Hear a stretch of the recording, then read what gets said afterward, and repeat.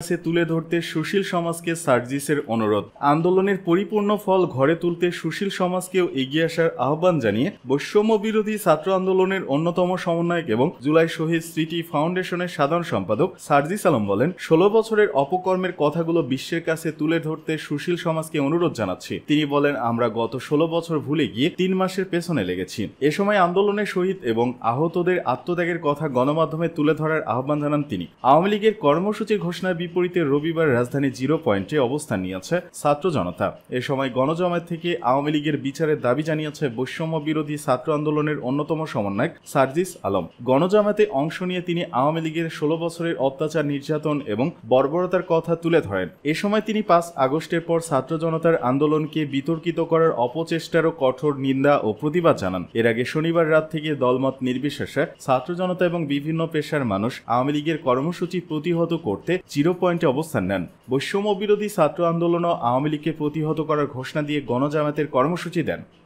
ভুয়া আওয়াজ দিয়ে দেশের মানুষকে আর দ্বিধাগ্রস্ত করতে পারবেন না, মন্তব্য ফারুকের।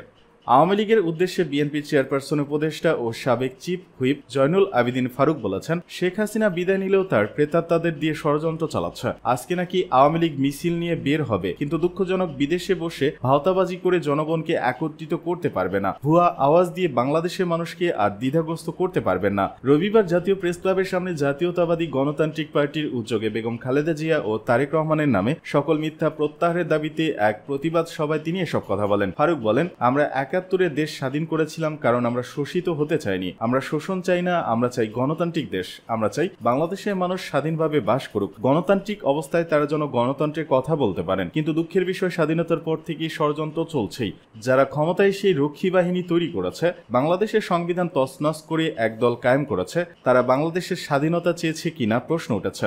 তিনি আরো বলেন, বড় বড় কথা বলে যারা ১৬ বছর দেশ শাসন করলেন তারা এখন কোথায়? আওয়ামী লীগ সংবিধান তছনছ করে সাংবিধানিক প্রতিষ্ঠানগুলোকে ধ্বংস করেছেন। সকল প্রতিষ্ঠানগুলোকে নিজ দলীয় আড্ডাখানায় পরিণত করেছে শেখ হাসিনা। এ সময় অন্তর্বর্তীকালীন সরকারের কাছে রাজনৈতিক দলগুলোর সঙ্গে আলাপ করে দ্রুত রোডম্যাপ দেওয়ার আহ্বান জানিয়ে বলেন, অন্তর্বর্তীকালীন সরকারের কাছে আমাদের দাবি তারা যেন সুষ্ঠু নিরপেক্ষ নির্বাচন আয়োজন করে সংস্কারের নামে বিলম্ব না করার আহ্বান জানান তিনি।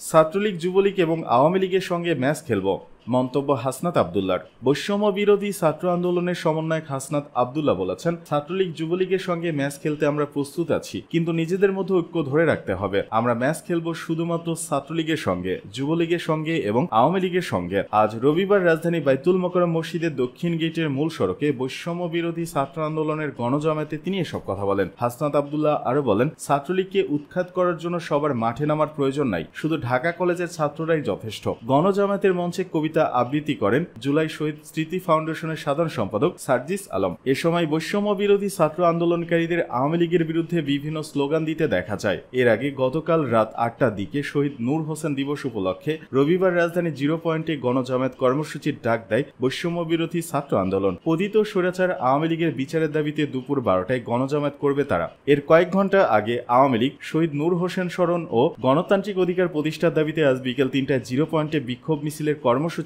ঘোষণা করে।